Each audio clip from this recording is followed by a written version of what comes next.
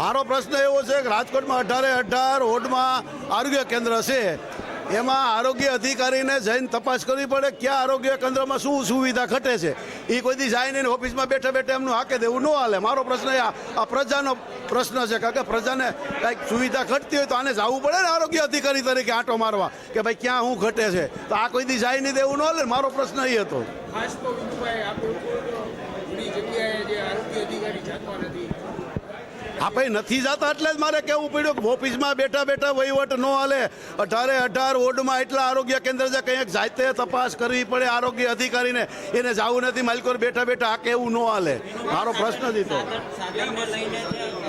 ઘણા આરોગ્ય કેન્દ્ર એવા છે મોટા, એમાં ઘણામાં સુવિધા રૂમ બનાવેલા છે, ઘણી સુવિધા ઘટે. કોઈ લેબોરેટરીના મશીન છે, કોઈ સોનોગ્રાફીના મશીન છે, એવા બધા આરોગ્ય કેન્દ્રમાં ઘટે છે. તો આને એ ધ્યાનમાં લઈને કરવું પડે. અમારા જેવા જો કે એના ધ્યાનમાં ન લે તો સરકારમાં જાય એમનું હાઈકા કરે. બાકી કોઈને આણે કીધું નથી ને કોઈને કહેતોય નથી. આ ખોટીનો છે.